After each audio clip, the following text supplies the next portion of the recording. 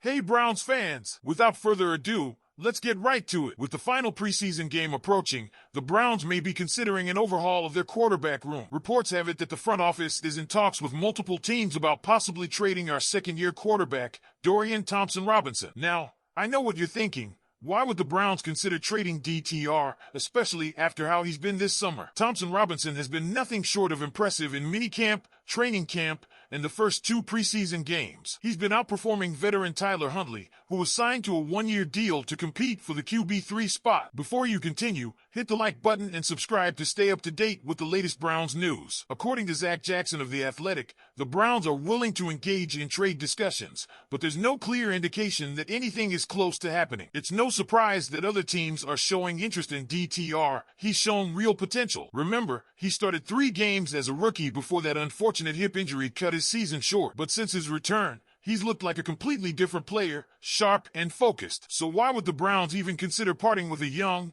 talented quarterback like Thompson-Robinson? Well, the answer may lie with our offensive line. The injury bug hit our O-line hard this summer, and we could really use some more depth before the regular season starts. Trading DTR could potentially bring in some much-needed draft capital or even some offensive line help. But here's the thing. Browns fans, GM Andrew Berry isn't giving up Thompson-Robinson for anything. The Browns invested a 5th-round pick in the 2023 NFL Draft on him, and in a league where solid backup quarterbacks are gold, DTR is one of the best on any roster right now. So what do you think? Browns fans, should we explore a trade to bolster our offensive line, or is it better to keep DTR as a valuable backup for next season? Let me know what you think in the comments below. Changing the subject, after a tough preseason injury spree, the Browns are taking steps to ensure they have the depth they need for their final preseason game against the Seahawks. On Monday, the team brought in 6 players for practice, looking to bolster their roster and fill some important holes before the season begins. According to NFL insider Aaron Wilson,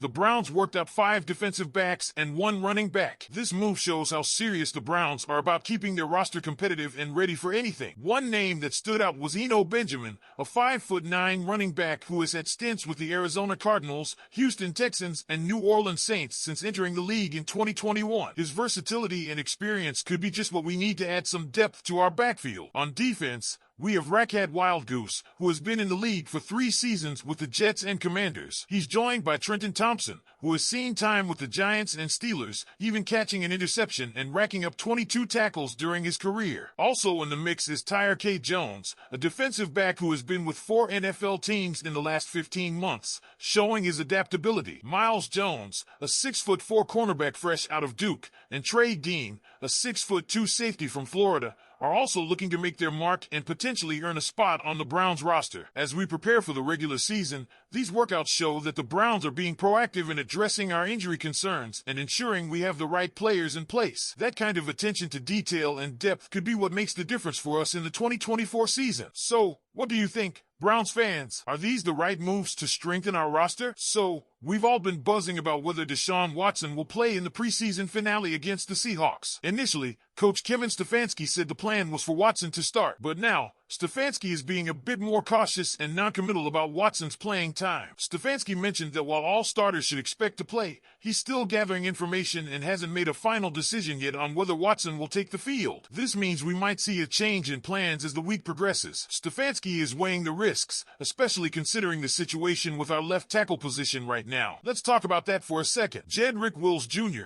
our usual starter at left tackle, is still recovering from an MCL injury he suffered last season and hasn't practiced all summer. And just last game, we saw 3 of our backup linemen, James Hudson III, Hakeem Adeniji, and Jermaine Ifedi, go down with injuries. Adeniji's injury was serious enough that he's been placed on IR, and although Ifedi's injury isn't too bad, he's going to be taking snaps at left tackle this week. So you can see why Stefanski might be hesitant to throw Watson out there with the O-line in such a shaky state. No one wants to see our star quarterback put in harm's way, especially with the regular season just around the corner. Now, I want to hear from you, Browns fans. Do you think it's smart for Stefanski to be cautious, or should Watson get those preseason reps to shake off any rust? Drop your thoughts in the comments below. Now, let's talk about D'Onta Foreman. Despite the Browns' tough 27-12 loss to the Vikings in the preseason, one player who really stood out was Foreman. With all the injuries piling up, especially on the offensive line, his performance was a much-needed bright spot. Foreman's story this preseason has been nothing short of inspiring. Just a few weeks ago, he suffered a potentially serious neck injury in training camp that had everyone worried. He was airlifted to Carilion Memorial Hospital in Roanoke, Virginia,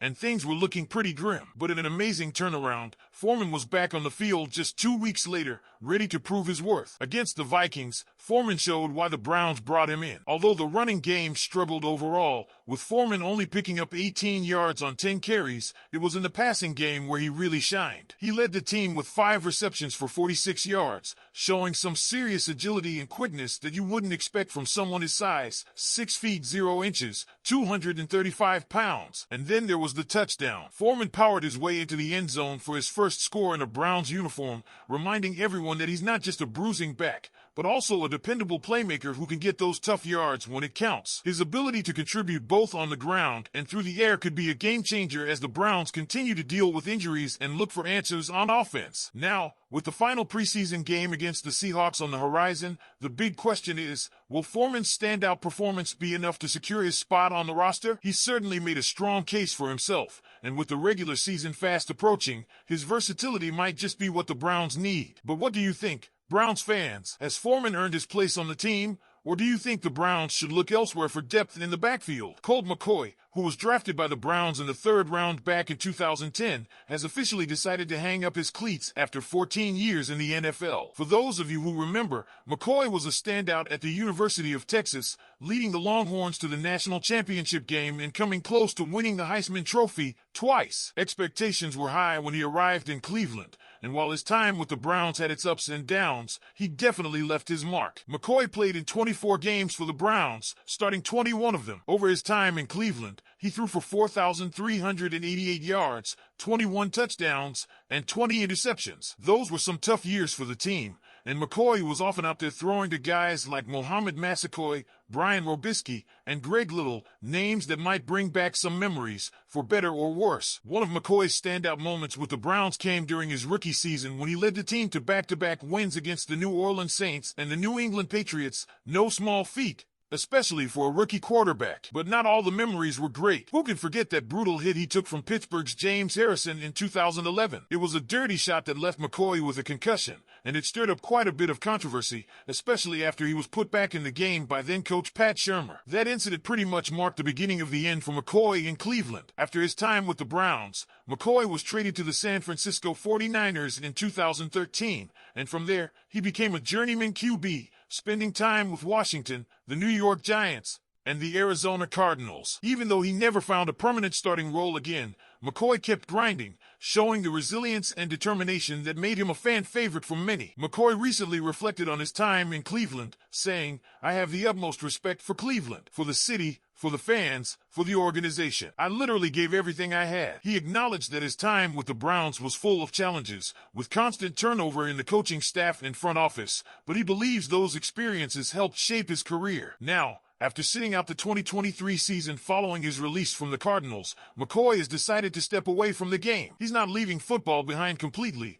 though. He's joining NBC Sports as an analyst for Big Ten college football coverage. So, while we won't see him on the field anymore, you'll still get to hear his insights every week. But what do you think, Browns fans? How do you remember Colt McCoy's time in Cleveland? Was he underrated, or do you think he never quite lived up to the hype? Drop your thoughts in the comments below. And as always, make sure to like and subscribe for more updates. Go Browns!